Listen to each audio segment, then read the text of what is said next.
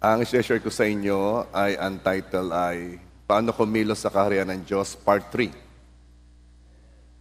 So, I think 3 Sundays ago, we talk about Elijah and the widow. From that story, nakuha natin ang mga prinsipyo ng pagkilos sa kaharian ng Diyos. Ang una, understand that God shall supply all your need.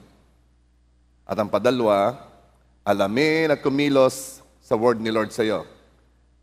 Patatlo, focus on what you have. At number 4, attack your lack with your seed. And then, the following Sunday, we talk about the life of Hannah. At sa buhay ni Hannah, nakakita tayo ng prinsipyo ng pagkilos sa kaharian ng Diyos. At ito ay, paano? Rearrange your desires. Ayusin natin ang ating mga pagnanasa. Huwag yung sobrang nasa sa iba. Kailangan ay mas matindi ang pagnanasa natin sa interes ng Panginoon. That is how to move and to act in the kingdom of God. Now we are going to number 6, and still we're getting this from the story of Hannah. And number 6 says, guard your heart. Proverbs 4:23 says, keep your heart with all diligence, for out of it springs the issues of life. Makaingatan daw natin ang ating puso ng sobrang ingat, mayroon talagang pagbabantay. Bakit daw? Dahil galing daw doon, nagsisimula ang lahat sa ating buhay. Everything. Yes. Puso ang pinagbubuhatan ng lahat ng iyong buhay. Lahat na nangyayari sa buhay mo, it comes from your heart. Ito ikaw, ang tunay na ikaw. Nandito ang iyong pangarap, nandito ang iyong mga pagnanasa, ang iyong passion. At kung ano man ang nasa puso mo, ito'y aapaw sa iyong iniisip. Kung kanina ikaw ay nagwo-worship, praise God, laman ng puso mo ang Diyos, umaapaw yan sa pagsamba. Pero kung habang nagwo-worship ang katabi mo at naiisip mo, yung halaman mo, so yun ang laman ng puso. At lumalabas yun sa iniisip. Dapat siguro na ilipat ko yung tayo ng halaman ko doon, kaysa dito, ganyan. Kaya ikaw ay nagpupursige. Kaya ikaw nagpapatuloy. Kaya ginagawa mo ang ginagawa mo. Because from your heart comes the issues of life. Meron ako papakita sa inyong picture. Ito'y picture ni Heidelin Diaz. Bata pa ni Heidelin noong 2008, 2008, si Heidelin was second to the last. Pero, alam mo bang yung mga nananalo? Yung mga nananalo, yan ay nanalo na sa puso. Hindi pa man lumalabas, nanalo na sa puso yan. And that heart of Heidelin brought her to 2012. And she was not able to finish. Binubuhat niya, hindi niya nabuhat. And comes 2016. Silver medal. And just this year, the Philippines had her first gold medal in the Olympics brought about by Heidelin Diaz. Kung anong nasa puso mo, yun ang nagtutulak sa iyo para magpursige ka. Kaya napakahalaga kung anong nasa puso. It will determine if you will win or if you will lose. Alam mo yung quitter, yung mga dinaanang yan, second to the last, did not finish, ay aayaw na yan eh. But not Heidelin.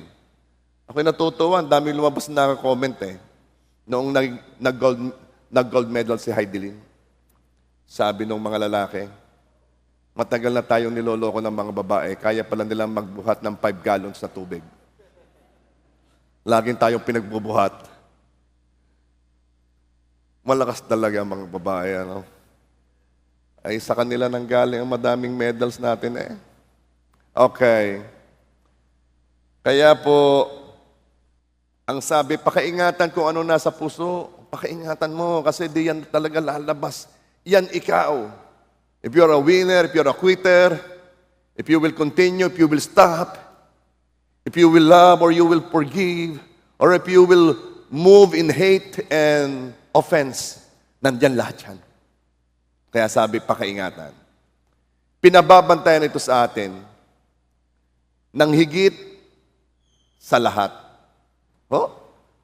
Di ba binabantayan mo yung wallet, binabantayan mo ang iyong negosyo, binabantayan mo yung iyong mga anak. Pero sabi, above all else, Proverbs 4:23, above all else, guard your heart, for everything you do flows from it.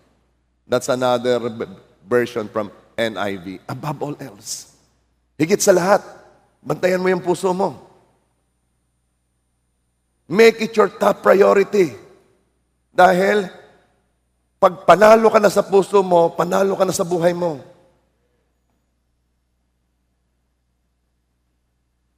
Meron naman ako ipapakita sa inyong video.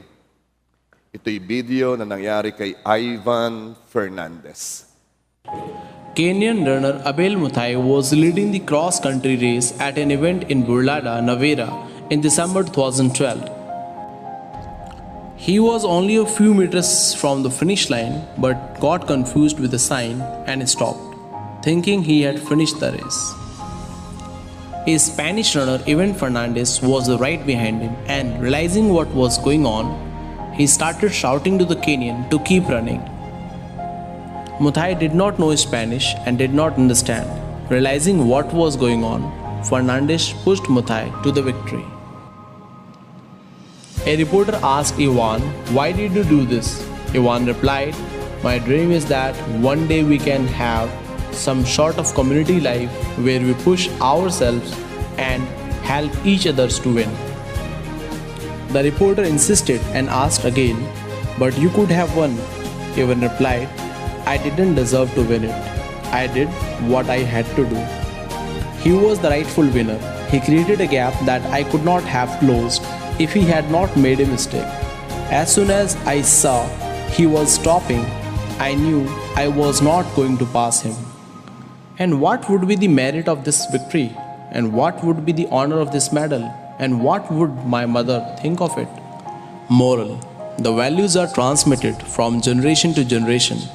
What values do we teach our children, and how much do you inspire others to earn it? Most of us take advantage of people's weaknesses instead of helping to strengthen them. What matters is the heart and what is in it. At si Ivan po ay tama ang puso. Alam ba ninyo na mananalo na siya? Kasi nagkamali yung nasa una eh. Nalito. Pero alam ni Ivan na hindi siya ang panalo. Talagang simuta yon, kaya kinoach pa niya, tinulungan niya. At nung natanong, ako natutuwa sa sagot. Anong sasabihin ng aking inay? Yan nga palang values na iituro yan from generation to generation. Kaya mga parents, yung puso ninyo, ibinibigay yan sa mga anak. Nakikita nila yan. Let your children know the right values. Hindi yan sa pangyayaring ito, ang may gold medal ay si Ivan. Yes, Muthai won, but Ivan chose the higher path, the higher way. And that is winning the gold medal from God. Ano? So napakahalaga ng puso.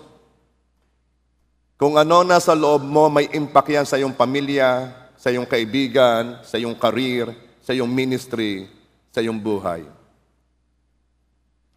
May ka-message ako kahapon Sabi sa akin Pastor, hindi mo ba gustong kumandidato?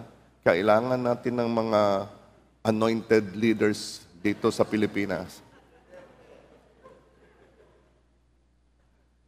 Hindi ko naman pinapansin, akala ko nagbibiro eh. Abay, inulit. Ipag-pray daw niya ako. Sabi ko, hindi. Sinagot ko, hindi kailanman pumasok sa isip ko yan. Dahil baka sa amin, hindi pa ako iboto ni Melody.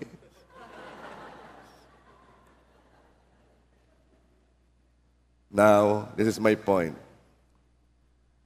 Ang puso mo, know what is in your heart. Know what is your calling. Know your direction. Nasa puso lahat yan. Kaya binabantayan yan. At bakit pinababantayan pa? Kasi may kaaway tayo. Na ang tanging trabaho'y magnakaw, magwasak at pumatay. Kilala ninyo siya, no? Of course. Walang iba kundi si Satan. At paano yung gagawin ni Satan? Tatargetin niya ang pinagmumulan ng buhay. Tatargetin niya the place where the issues of life comes from. And that's from your heart. Mag-a-arrange ang kaaway ng mga pangyayari upang matisod ka, upang ma-offend ka. At pag na-offend ka, maaalis ang focus mo kay Lord. Palulungkutin ka. Pag malungkot ka na, sira na ang diskarte mo. Pangihinain ka, pasusukuin ka. Narinig ko ang mga kwento ni Heidelin itong si Heidelin, ang nilabanan niya mental health issues. Yung bang pressure, yung pressure ng nagte-training na ikaw ay kailangang manalo. At hindi pa rin ang strategy ng mga yan. Yun daw sa Rio, yung silver, sinadya daw yun. Oh, no. The other, hindi pala yung Rio. The other tournament, hindi sa Olympics. Para maipakita lang sa China na mahina si Heidelin. Hindi ng strategy, Kaya naman nagulat ang China. Hindi daw nila alam, kayang buhati ni Heidelin yung ganong kabigat. The first gold of the Philippines. Alam ba nangyayari? Noong nakuha ni Heidelin ang gold, everybody now is believing the Filipino can. The Filipino can.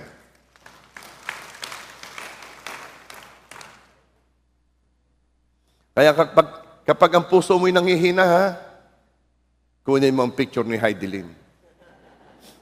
Manalangin ka. Naging idol. No. Gawin mo inspirasyon. Inspirasyon. Kaya naman, iyang pagpapala, nasa puso rin yan eh. Nasa puso. Okay. Ibang aking pupuntahan dito. Tatargetin ng kaaway ang iyong puso para panghinain ka, pasukuin ka. Ang mga pangyayaring nagbubunga ng pagkatisod ay tiyak darating. May mga taong naiwas eh. Naiwas sa mga problema, sa offense. Hindi na naimik. Ang mga Pilipino kasi yan ay gusto lagi niyan yung smooth relationship. Kaya yung mga Pilipino, lalo sa bukid, ang haba niyang magkwento, ang haba niyang magsalita, may sasabihin lang, hihiram lang ng karet. Ay, alam mo, pare, iyan ngang ikangay kalabaw. Kapag yan ay nag-aararo, iyan naman hindi makakaararo nang walang ararong kasunod. Kailangan niya may ararong kasunod kahit anong lakas. Ako may malakas, madamo sa amin, hindi ko kayang maalis siya. Ano ka kailangan, Mau? Karit lang, paikot-ikot pa eh. Kasi nga, naiwas tayong makasakit. Yun ang ating thinking. Ang Pilipinos, hindi sila confrontational. Generally, ayaw nila ng confrontation. Of course, meron kayong makikita lang yung gusto'y away, pero generally, hindi ganon. Kasi gusto natin yung smooth relationship, interpersonal relationship. Now, kahit pa anong ingat mo na wag kang mapaaway o wag kang makasakit o hindi kang masaktan, ang sabi ng Diyos, ang mga pangyayaring magbubunga ng pagkatisod ay tiyak darating. Matthew 18:7. Ang mga pangyayaring magbubunga ng pagkatisod na tiyak ng darating. Marami kasi nananalangin na mawala na ang mga sources ng offenses sa kanila. Lord, mamawala na ito. Okay, talagang natitisod na dito. Ako nasasaktan sa mga padali nito eh. Gawin mo naman ng paraan. Pero sabi ni Jesus, hindi, darating talaga yan. Talagang walang excuse diyan. Tulad ng pangyayari kay Ana. Balik na tayo kay Hana. Na ginagalit ni Pinayna. Do you still remember the story? O, yung medyo hindi, papalala ko sa inyo mamaya. Kailangan tayo mag-ingat at maging diligent sa pag-iingat. Diligent means huwag magre-relax. Magre-relax. Huwag hayaan ang mga pangyayari na sirain ka. So, balikan natin ang buhay ni Hana. Paano niya naingatan ang kanyang puso? Si Hana ay asawa ni Elkana. Si Elkana may dalawang asawa. Ang pangalan, si Pinayna at si Hana. Si Pinayna ay may mga anak. Si Hana ay wala. Laging binubuli ni Pinayna si Hana kasi wala ngang anak si Hana at ang tunay na istorya, inggit si Pinayna kay Hana kasi mas mahal ni Elkana si Hana. Pwede itong gawing nobel, telenovela. Hindi niyo napapansin ang aking boses, medyo iba na. Sinasadya ko yon. Para kasi mas magandang pakinggan eh. Okay. 1 Samuel 1 verse 6.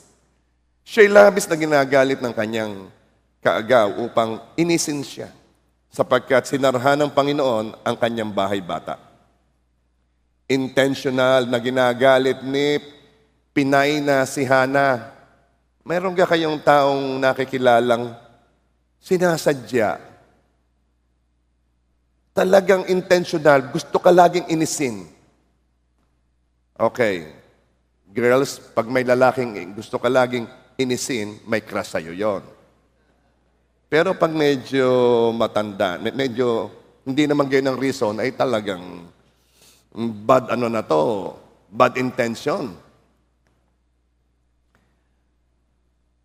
Sinisira ang diskarte at ninanakaw ang joy ni Hana. 1 Samuel 1:7. Gayon ang nangyayari taon-taon. Tuwing pupunta siya sa bahay ng Panginoon ay ginagalit niya si Ana. Kaya't si Ana ay tumangis at ayaw kumain. Yun pala ang the best way para mamayat. Maghanap ka ng mambubuli. No. Tumangis at ayaw kumain. Bakit? Apektado na si Hana. Masakit ang ginagawa ni Pinayna. Naapektuhan na si Ana. Now, eto na papasok. Paano iningatan ni Ana ang kanyang puso? Anong ginawa ni Ana? Letter A, humble yourself. Ana humbled herself. 1 Samuel 1 verse 10. Si Ana ay labis na nababagabag at nanalangin sa Panginoon. Okay, bago ako magpatuloy dito, remember this, listen. Ikaw pa rin ang magpapasya kung ikaw ay matitisod. Ikaw pa rin. Kahit paanong ginagawa noong nambubuli, nananakit, may ginagawa ang sinasadya, hindi sinasadya, ikaw pa rin ang magpapasya kung ikaw ay ma-offend. Proverbs 19:11. By the way, huwag niyo kakalimutan, hindi may iwasan ang offenses, darating talaga yan. Pero ikaw pa rin ang magpapasya kung matitisod ka. Proverbs 19:11. Ang matinong pag-iisip ng tao sa galit ay nagpapabagal. At kanyang kaluwalhatian na di pansinin ang kamalian. Oh, kapurihan pala sa isang tao kapag hindi niya pinansin yung mga nangungulit, yung mga nambubuli, yung mga nananakit. Kaluwalhatian pala sa iyo yon. Kapurihan pala sa iyo yon kapag hindi mo pinansin. Bakit? Pag nakitang naaapektuhan ka na, lalong gagawin. Pero kapag hindi mo pinapansin at napapatawa ka lamang sa ginagawa, titigil yon. Bakit? Walang reaksyon kayo. Kaya kapurihan sa iyo na di pansinin ang kamalian. Maaring may nag-criticize sa'yo. Maaring may mga nanira sa'yo. Maaring nalalakihan ka. Maaring may naging unfair sa'yo. Maaring may humusga sa'yo. Inakusahan ka, sinaktan ka. At nakakatempt ng sumagot.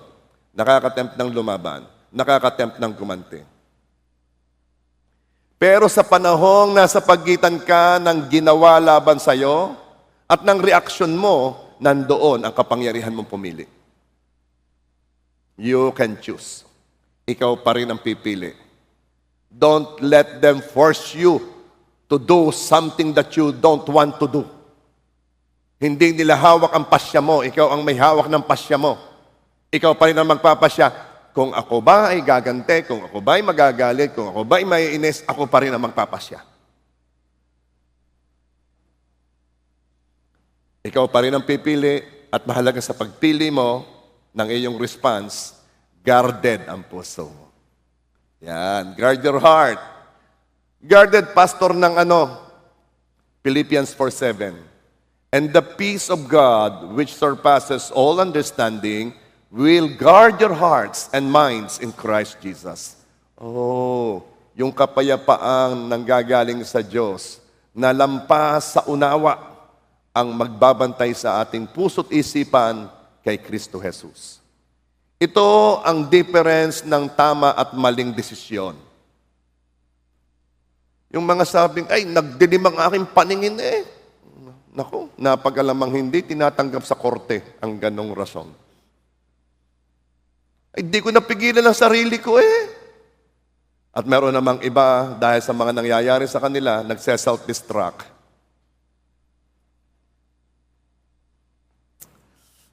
Nagkukwento yung anak ko, may mga dinadalang pasyente sa kanila, mga uminom ng lason, uminom ng hanggang mga common sa kitchen, muriatic acid. Alam nyo, may nabubuhay, pero mawawala rin. Alam nyo kung bakit? It destroys yung dinaanan. Dudugo na ng dudugo yun. Nagtagal pa. May mga tao, they self-destruct. Kapag may nangyayaring problema sa buhay nila, ay hinahayaan nila na ma-take over ang kanilang pasya at ang kanilang damdamin at ang kanilang isipan ng mga pangyayari. Kaya napakahalaga na ang puso ay healthy. Napakahalaga na nakakarinig na salita ng Diyos. Napakahalaga na sa halip na ikaw ang kung ano-anong iyong nararamdaman at yun ang nagiging boss ng iyong isipan at ng iyong damdamin, ang maging boss ng iyong damdamin ay ang salita ng Diyos. There is always one way, and it's the only way. Ano yon? Forgive. Ay hanggang kailan ho? As long as it takes. Kaya nga sabi ng Panginoon sabi ni Paul, imitate me as I imitate Christ. Ibig sabihin, yun ang ating gagawin. At yun ang Panginoong Jesus. He forgives as long as it takes. Magpapatawad siya hanggang buhay. Kaya hanggat may buhay, ayusin ang buhay. Amen ba? So, ikaw pa rin ang pipili. At iyang kapayapaan sa isipan at sa puso, yan ang magpapasya ng tama at maling desisyon.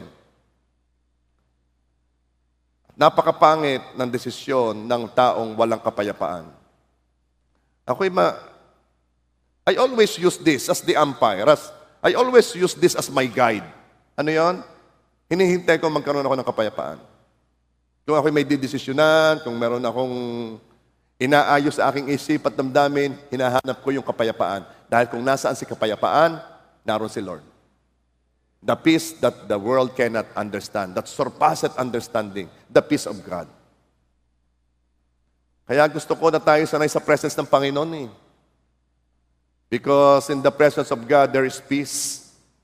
So nasasanay ka kung ano yung kapayapaang yon. At yung lagi ang hahanapin mo, saan ba ako may kapayapaan? Nakakatempt magpadala sa galit at sabihin kay Pinay na, kung ikaw si Ana, iniinis ka, nakakatempt na sabihin, hindi ka naman mahal ni Elkanah. Di ba? Hindi kay isang gayon lamang, hindi kay tigil yun. Nakakatempt. Nakakatempt gumante. Pero anong pinili ni Ana? Mag-pray. Philippians 4 verse 6, be anxious for nothing, but in everything, by prayer and supplication, with thanksgiving, let your requests be made known to God. Bakit ka maiinis? Pwede ka naman mag-pray. Bakit mo papatulan? Pwede ka namang manalangin. Huwag kalimutang ito muna. Ito lagi ang una. Hindi, Pastor, susuntukin ko lang na isa't pagkatapos ako magpe-pray.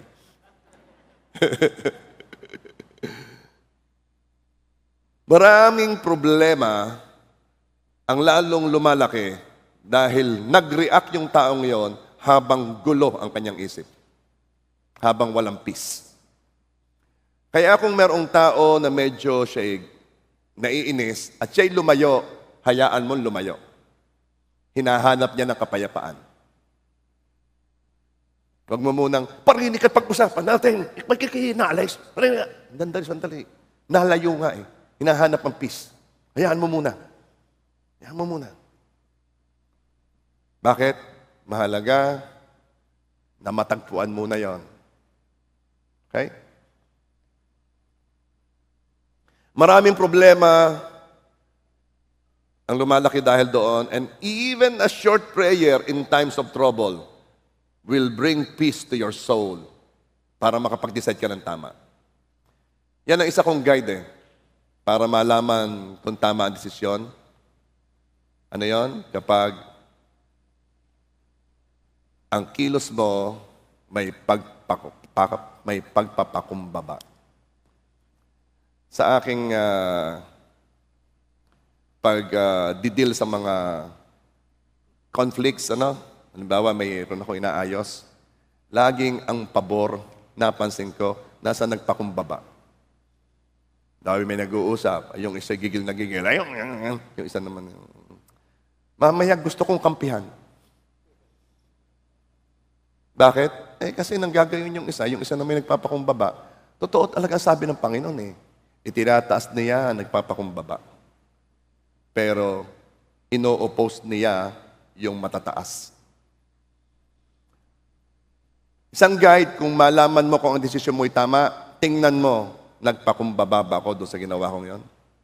Dahil ang kilos ng pagpapakumbaba ay laging tama.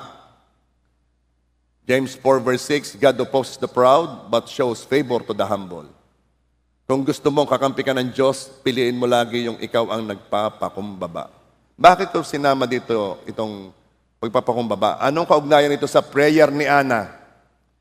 Because prayer is the humblest way, ang pinaka-humble thing that we can do. Ang pananalangin ang pinakamapagpakumbabang kilos na magagawa mo. Others look at prayer this way. Para sinasabi nila, prayer is for weak people. Bakit? Kasi yung mga nananalangin, ibig sabihin nila, hindi na nila magawa ang kanilang, wala na silang magawa, kaya mananalangin na lang. Para daw yan sa mahihina. Mas gusto nilang bruskuhin. Mas gusto nilang, kaya kong gawin ng paraan, susolusyonan ko yan. Magaling ako, malakas ako. Pero pag pag-pray ko na lang, prayer is for weak people. Who told you? Who told you? Prayer is the strongest way because you brought the strongest being in the situation. Ang pagpipray ang pinakamalakas mong magagawa dahil dinala mo ang the strongest person doon sa sitwasyon. Kaya wag mo sasabihin that's for the weak person. It is the weakest way. No, that's the strongest way. Kaya ang una mo ito dapat ay reflex mo Kapag ka merong difficult situation, ang una mong gagawin, Pray. Pray.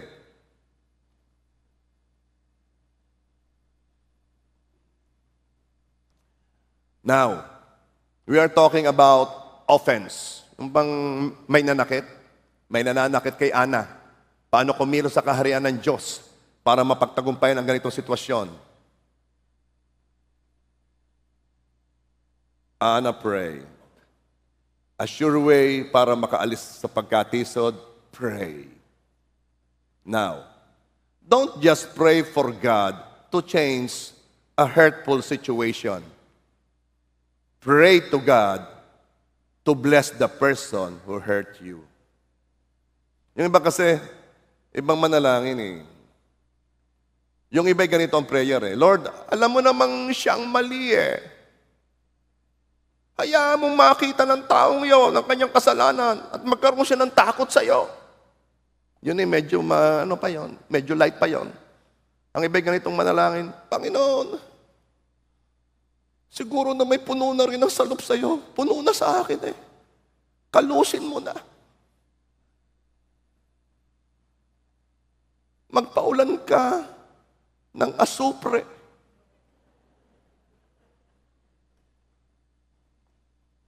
Hindi ka makakalaya sa tisod. Offended ka pa rin. Ganito, para makalaya sa tisod, Lord, pagpalain mo siya. Yung nanakit sa akin, pagpalain mo siya. Pagpalain mo ang kanyang pamilya. Ilayo mo siya sa COVID-19 at ang buo niyang pamilya. Pagpalain mo ang kanyang hanapbuhay. Bigyan mo siya ng mahabang buhay. At Lord, makilala kanya ng lubusan. Kung gusto mong lumaya sa tisod, that is how to pray for those people who hurt you. At I'm telling you, hindi ito madali. Pero wag kang magpadala sa emosyon. Meron akong mini-mentor, laging balik ng balik sa emosyon. Balik ng balik sa damdamin. Dinadala ko sa spiritual, dadalhin niya sa damdamin. Lagi ko sinasabi, wag naman ninyong pakataasan ang dating ng damdamin. Yung damdamin ay namamanipulate. Yung damdamin ay iba. Let your emotion be according to what the Lord says. Oo, maaaring ngayon ang emosyon mo, hindi pa ganon. Pero gawin mo, sinasabi ng Diyos, susunod ang emosyon. Pagpe-pray ko yan, Pastor, galit nga ako dyan. Kaya nga, pag-pray mo nga, mamaya wala na ang galit mo. Ayaw ko mawala ang galit ko. Sobrang ginawa niya sa akin. Actually, this prayer is more for you, not for him. It's more for the offended, not for the one who offended you. Kasi ikaw ang kailangang maingatan ang puso. Mag-guard ang heart mo. Why? Because we know, kapag ikaw ay may dalahin sa iba't ikay mananalangin, ang sasabihin ng Diyos sa iyo, ayusin mo muna ang puso mo.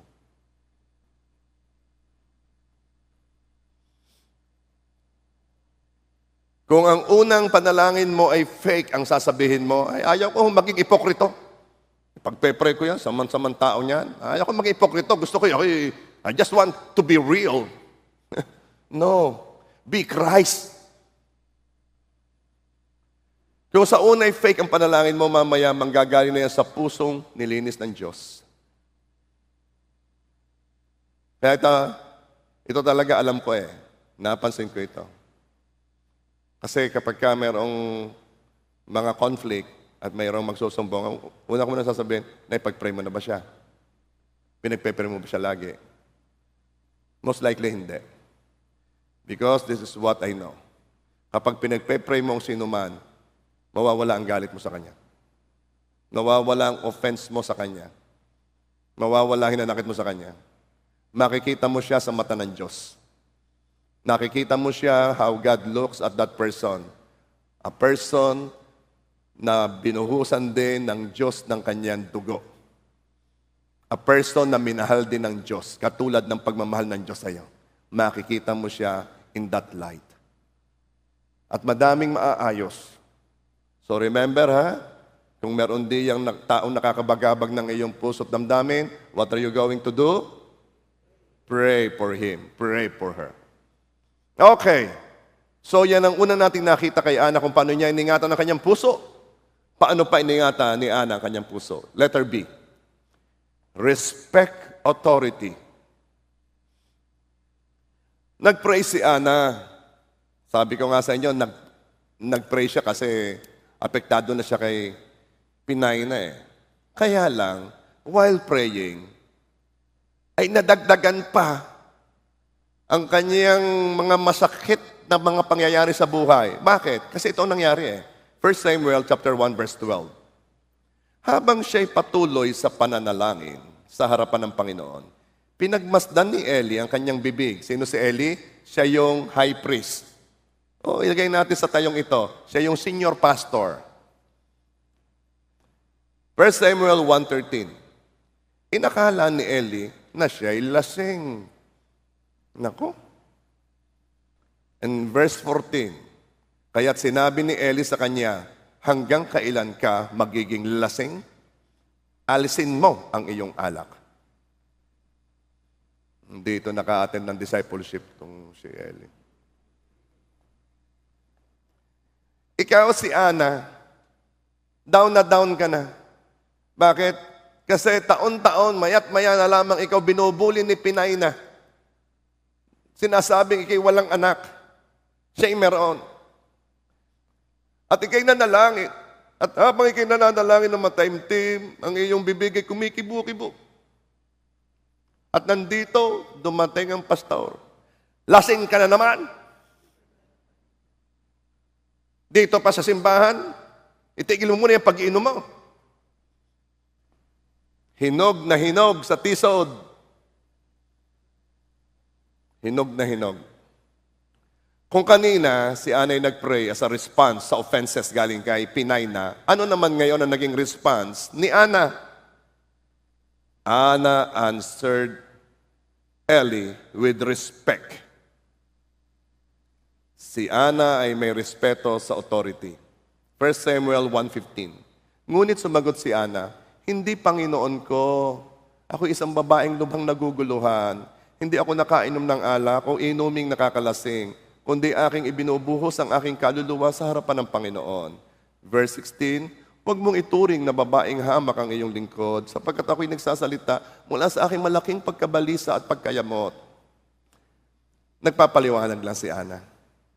Pero nandoon ang respeto sa taong gustong manakit na naman sa kanya or madagdagan yung sakit. Alam mo, kapag yung taong down na, ay sensitive na yan eh.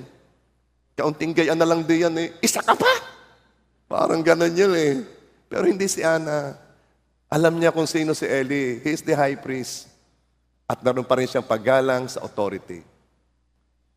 No extra comment. Just respecting the person in authority. Bakit mahalagang kumilos sa kaharian? Bakit mahalaga sa kilos? Sa kaharian ng Diyos ang ganitong kilos. Ang alin? Yung respeto sa autoridad.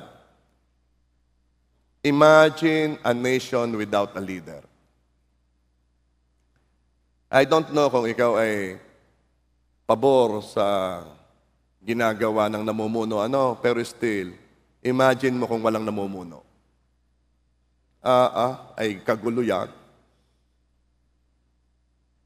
Imagine a workplace without a boss. Imagine mo yung inyong, kung kayo'y nagtatrabaho sa isang opisina o sa isang factory o isang imagine mo kung walang boss doon. Ay, kanya-kanya yan. Mamay nagpapanuntukan na din yung iba. Yung iba na may sa halip na maggaway, baka nagiinuman pa. Imagine mo an army without a general. Imagine a church without the senior pastor.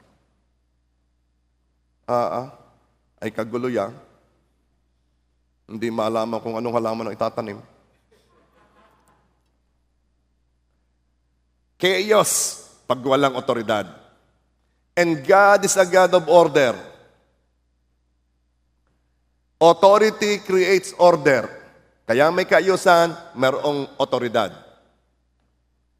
Alam mo ba na kahit sa bahay, kalooban ng Diyos ang kaayusan? Kaya inilagay agad ng Diyos ang lalaki bilang may otoridad.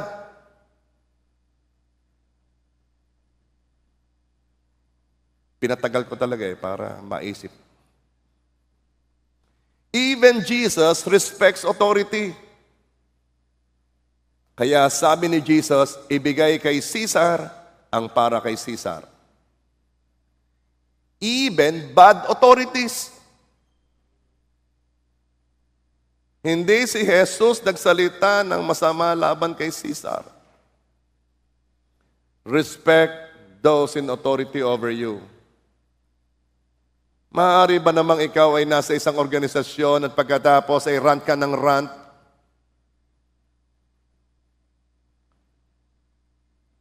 Huwag mo mamaliitin at ikikriticize those in authority over you.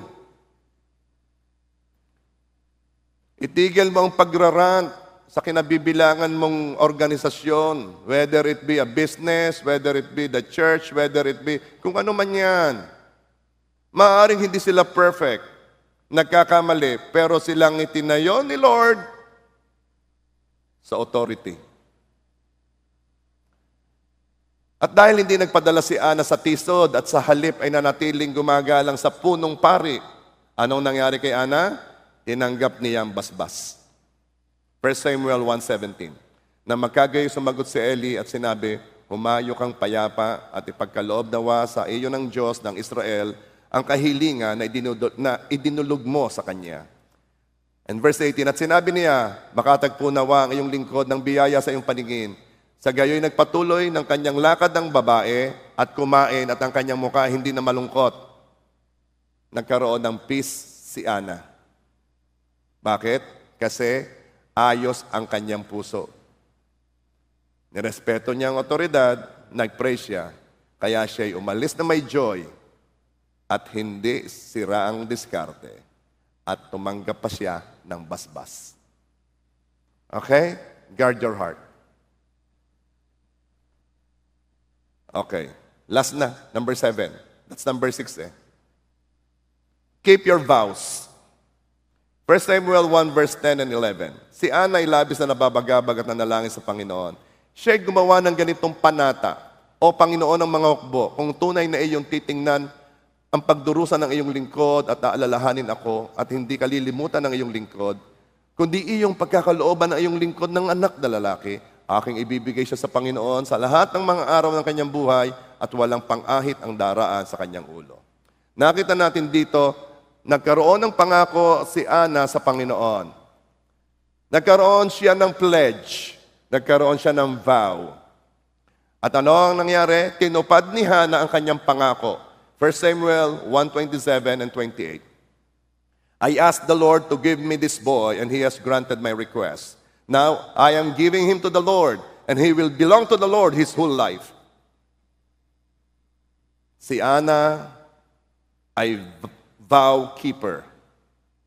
You will notice that keeping vows run in this family. Kultura ito ng pamilyang ito. Dahil kahit si Elkanah ay ginagawa ito, 1 Samuel 1:21. At ang lalaking si Elkanah at ang buong sambahayan niya ay naglalakbay upang maghandog sa Panginoon ng tao ng alay, at upang tuparin ang kanyang panata.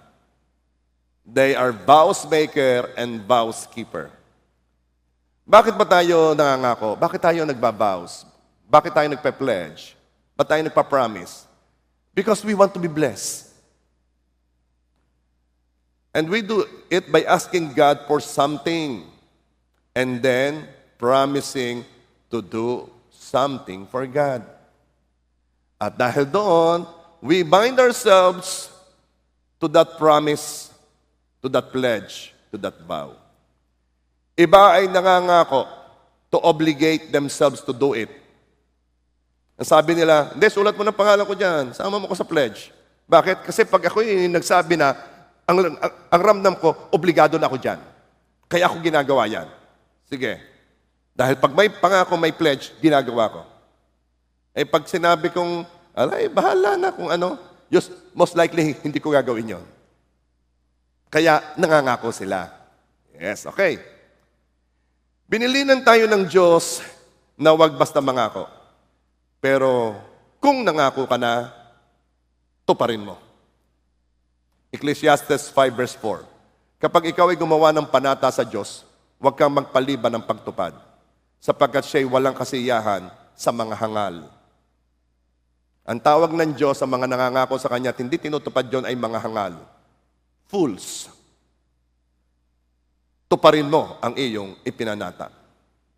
May nagtanong nito sa akin nung una Pastor, bago ko nakilala ang Panginoong Jesus, bago ako naging Christian, may mga panata ako, yung mga religious.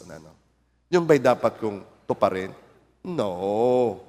Yung mga unbiblical na panata, hindi dapat tinutupad yun, lalo kung magkakasala doon. Yung mga... Okay. Ano mga pinangako mo, piniledge mo, vows mo, ay gawin mo. Tayo kasi mga taong napakabilis mangako sa Diyos. Lalo na't nasa mahirap na sitwasyon. Lord, makalampas lang ako sa problemang ito. Lord, matanggap lang ako sa trabaho. Lord, gumaling lang ang anak ko. Gagawin ko ito. At nung ibinigay na ni Lord ang hinihingi, nalimutan na ang kanyang pangako. Lord, gumaling lang. Sa daming nangako sa ospital. Pero noong naramdaman na ang kagalingan, nalimutan na siya'y nakipagkasundo sa Diyos. Kaya pagka may nakikipag-usap sa akin at nagsasabi, nangangako, na they are going to do this for the church. Pastor, ito talaga, gagawin ko ito, ibibigay ko sa church, ibibigay ko ito. Ako ang ganyan, ako ang ganito. At yung medyo malaki, siya'y aking inuulit, pakaisipin mo ha, yung munang tingnan na maigi at hindi naman kinakailangan mong agawin yan. Hindi, Pastor, gusto ko talaga. Okay. Ba't ko ginagawa yun? Binibigyan ko siya ng pagkakataong isipin muli at pakasiguruhin niya kasi alam ko kung ano ang dating sa Diyos ng nangako at hindi tumupad. Ecclesiastes 5 verse 5. Mas mabuti pa na hindi ka gumawa ng panata kaysa ikaw ay gumawa ng panata at hindi mo tinutupad. Once sinabi mo na, sinulat mo na, nangako ka na, kailangan tuparin mo yan. Bakit? Kasi Diyos ang pinangakuan mo. Wag mo namang siyang ituring na tao. Wag mo siyang ituring na mababa. Dito malalaman mo kung bakit ibang dating sa Panginoon ng mga nangangako sa Kanyang hindi ginagawa. Ang ramdam kasi ng Diyos, hindi siya nag-glorify. Kaya ang tawag ng Diyos, mga hangal kayo. Makikipag-usap kayo sa akin ng ganyan? Anong palagay niyo sa akin? Kapareho lang ninyo? Dahil ako, pag sinabi ko, ginagawa ko. Ngayon, huwag niyo akong dalhin doon sa gano'n na para matanggap lang ang kung mangangako sa akin tapos hindi rin naman pala. Ecclesiastes 5 verse 6. Huwag mong hayaan na akayin ka ng iyong bibig sa pagkakasala. Huwag mong sabihin sa harapan ng anghel na iyon ay isang kamalian, ay naku, nagkamali ako sa pangako ko. Bakit? Bakit magagalit ang Diyos sa iyong tinig at sisirain ang gawa ng iyong mga kamay? Verse 7, sa maraming mga panaginip, sa maraming mga salita ay kawalang kabuluhan. Ngunit matakot ka sa Diyos. That's my point. Yung mga taong nangangako sa Panginoon, hindi tumutupad. Walang takot sa Diyos yun. Wala siyang fear of God. Pag sinabi ko yung takot sa Diyos, hindi dahil siya mananakit. Ang ibig ko sabihin sa takot sa Diyos is yung mataas na paggalang. Wala kang mataas na paggalang sa Diyos. Ang baba ng tingin mo sa Kanya. Kasi pwede mo siyang gayunin Baba. Minsan sa sobrang pagnanasa mo sa isang bagay, ay nakakapangako ka sa Diyos. Kung nangako ka na, ay gawin mo. Kung hindi pa naman, timbangin mo muna kung kaya mong gawin ang pinangako mo. Kung hindi, huwag kang mangako. Or else, minamaliit mo ang Diyos sa pag-aakalang pwede mo siyang ganyunin lang. Minsan ay nakakapangako ka sa Diyos kasi akala mo hindi ibibigay ni Lord ang nais mo, maliban may kapalit kang ibibigay sa Kanya. That's wrong. And then kapag mahirap sa palagay mong hinihingi mo, ay ganoon din kahirap ang gusto mong ibigay sa Panginoon. Lord, gumaling lang ako, hindi na ako magyoyosi. Etc. Hindi ganoon si Lord. Please, hindi siya ganoon. Hindi siya humihingi ng bayad sa iyo. Binayadan na nga niya ang sakit karamdaman Si Jesus na ang tumanggap ng latay na bilang kabayaran sa kasalanan, hindi mo na kailangang bayaran. Kaya kung may hinihingi ka sa Panginoon, huwag mong bayaran.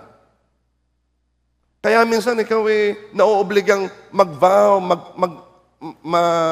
mangako sa Kanya kasi binibili mo yung hinihiling mo. Please, ang Diyos ay napakamapagbiyaya. Hindi mo kailangang gawin yon. Kaya, ang payo ko sa inyo, ito. Kung ang iyong purpose ng pangangako sa Diyos ay upang makuha kung ano man, itigil mo yan. Hindi mo kailangang gawin yon.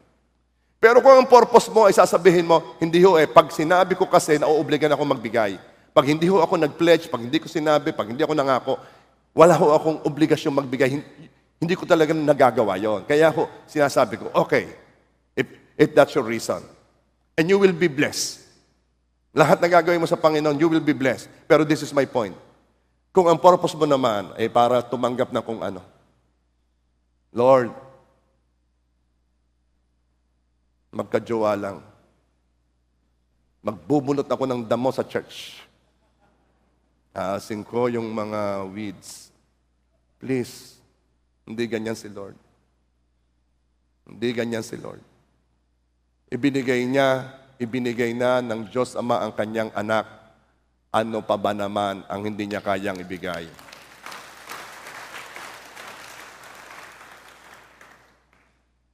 Hindi siya nangangailangan ng bayad sa iyo. Nangangailangan siya ng pananampalataya mo. Pananampalataya na siya'y Diyos na mabuti. Pananampalataya na siya'y buhay, na siya'y kumikilos. Pananampalatayang siya'y kasama mo, na hindi ka iiwan, hindi pababayaan, na anumang sitwasyon ng daanan ng buhay mo, alam mo magtatagumpay ka dahil kasama mo ang iyong tagapagligtas. Yan ang kailangan ng Diyos sa iyo, ang pananampalataya mo. Huwag mo siyang bayadan. Gusto lamang makita ng Panginoon na hindi tayo hangal. Alam natin kung sino ang ating pinaglilingkuran, alam natin kung sino ang ating sinasamba, at siya'y Diyos na makapangyarihan, Diyos na mataas. And we are worshiping a God worthy to be worshipped. We are worshiping a Lord worthy to be praised. Kaya tayo lumalapit sa Kanya kasi siya'y karapat-dapat na purihin, hindi dahil lamang may kailangan tayo, because all these things shall be added unto us. Lumalapit tayo sa Kanya dahil siya'y worthy. At sa pagkakataong ito, sa ating narinig, paano kumilos sa kaharian ng Diyos, this is what I can say, bottom line, paano kumilos sa kaharian ng Diyos, sambahin mo ang hari. Sambahin mo ang hari.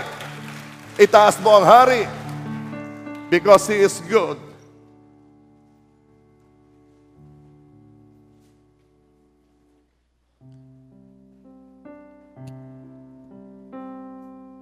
Napakamapagbiyayang Diyos.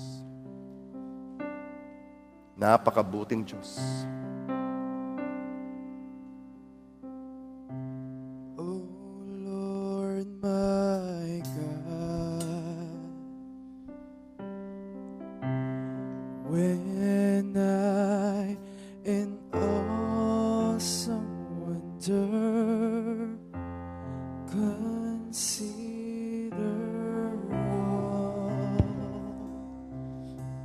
the world thy hands have made, I see the stars, I hear the rolling thunders, thy power true to universe display. Then sings my soul, my Savior God to thee. How great the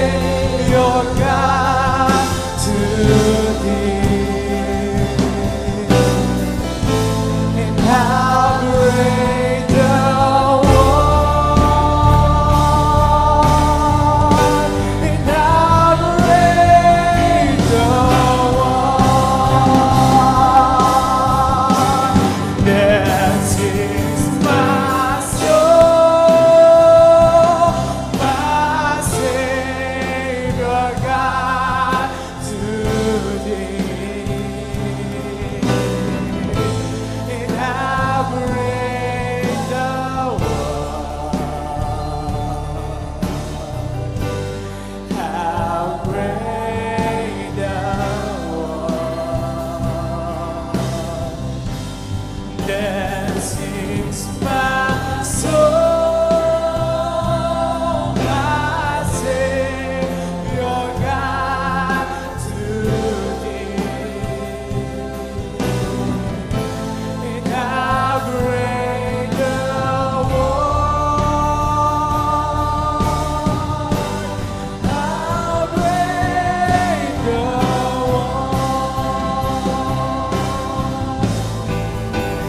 sings my soul, my Savior God to thee. And how great thou Praise you, God. Praise you, Jesus. Praise you, Father. how great thou art. Then sings my soul, my Savior God to thee. And how great thou art, and how great thou art, oh, then sings my soul, my Savior God to thee. And how great thou art, how great thou art. We sing your greatness, and then sings my soul, my Savior God to thee. And how great thou art, and how great thou art. Oh, Father God, we pray that as we move in your kingdom, we will learn how to guard our hearts, to respect those in authority, and to keep our vows. Father God, we don't want to be called fools. We want to give you honor. If we have not done our part, meron po kami na pangako hindi namin natupad. Patawad, Panginoon. And give us the grace to do it. And Father God, hayaan po ninyo na sa araw-araw, sa bawat araw, we will not fail to worship you.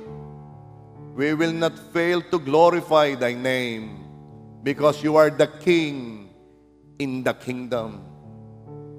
Ikaw yon, Panginoon. Salamat po, Lord God, sa pagpapaalala sa amin na kami nasa kaharian mo. Provided for, protected, sinasamahan, iniingatan. Salamat po, Lord. This we pray in Jesus' name. Amen.